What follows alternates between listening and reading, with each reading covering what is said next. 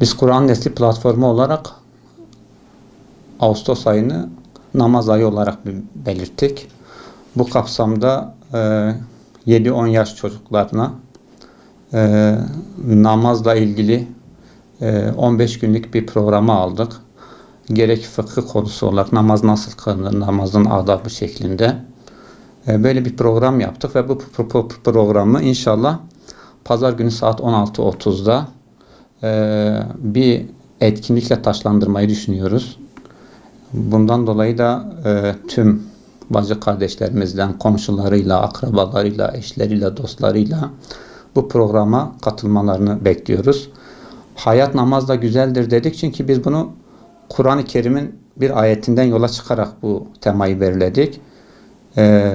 Malumunuz Allah-u Teala toplumun fuhuşattan, münkerattan kurtulması için yegane reçetenin namaz olduğunu söylüyor. Hayatın namazla güzel olacağını söylüyor. Bugün bütün dünya ülkelerinin, bütün toplumun beklentisi hayatı nasıl güzelleştirebiliriz? Gençleri bu münkerattan, bu fuhuşattan nasıl muhafaza edebiliriz?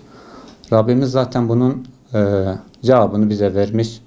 Toplumun münkeratına, fuhuşatına engel olabilecek yegane reçete toplumun Allah'la günde 5 defa buluşması, namaz kılmasıyla olacağını kendisi söylediğinden dolayı biz de bir Müslüman fert olarak bu toplumun kurtuluşunun gençlerimize namazı öğreterek, namaz kıldırarak olduğuna inanıyoruz. İnşallah biz namazı ne kadar ayakta tutarsak bu toplumda sıkıntıların birçoğundan kurtulacağımıza inanıyoruz.